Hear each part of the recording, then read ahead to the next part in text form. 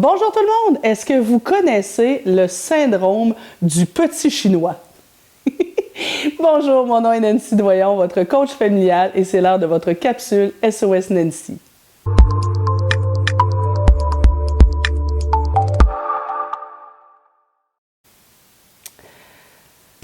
Mise en situation. On imagine que je déménage en Chine et que je m'en vais travailler dans une usine. Mon patron a l'air très gentil, il sourit toujours, il est très poli et il m'explique le boulot. Alors, il m'explique un peu comment faire, qu'est-ce que je dois faire, etc. Là, moi, je maîtrise pas très bien la langue, donc j'essaie de comprendre avec ses mots, mais avec ce qu'il me montre aussi.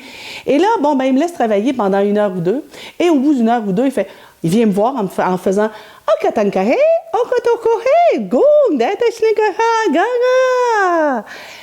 Moi, je risque de croire que ce qu'il est en train de me dire, c'est je suis contente, ton travail va très bien. Mais un Chinois, ça se peut que ça rit tout le temps.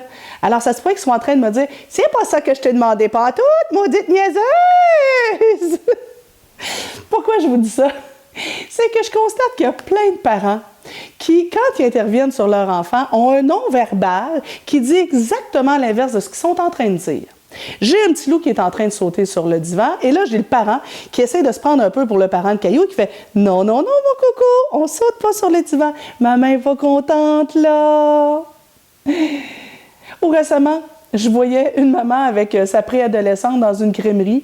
La préadolescente a une attitude épouvantable. Elle va avoir une grosse glace. Maman dit que c'est une petite. La petite fait des grands et là, maman, parce qu'elle est en public, garde un beau sourire et dit « Non, ma chouette, là, change ton attitude, ma grande, là. Hein?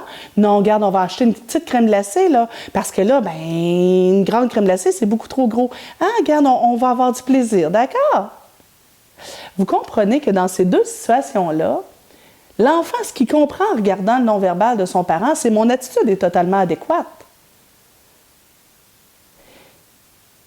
Ce que je suis en train de vous dire, je ne suis pas en train de vous dire que vous devez engueuler vos enfants ou vous mettre à crier. Il faudrait au moins que votre non-verbal soit congruent avec ce que vous dites. Si j'ai un petit loup qui saute sur le canapé, je veux qu'il arrête. Bien, je ne suis pas supposée sourire. À moins qu'ils soient en train de me faire une blague. Si je veux vraiment qu'ils comprennent que mon intervention est sérieuse, il faut que mon non-verbal soit sérieux. Alors, ce que je pourrais lui dire, c'est « Non, Antoine, on s'assoit. On ne saute pas, assis. » Après, je peux recommencer à jouer et être chaleureuse. Ma préadolescente qui a une attitude de pouette, bien, il va falloir que mon non-verbal parle et que je lui dise « Hey, oh, change d'attitude. Sinon, on s'en va. » Échange d'attitude, ben on se remet à rire et à avoir du plaisir. Assurez-vous que votre bonne humeur, votre chaleur, votre côté dynamique, ben vous le gardez pour quand votre enfant se comporte bien. Quand votre enfant a une belle attitude et il est en mode collaboration.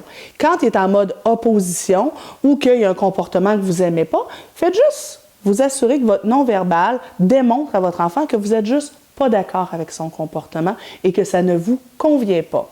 Je vous laisse réfléchir à ça et observer un peu autour de vous combien il y a de gens avec les meilleures intentions du monde, on pense toujours bien faire, mais qui ont un non-verbal qui ne fit pas. Bye bye, bonne semaine!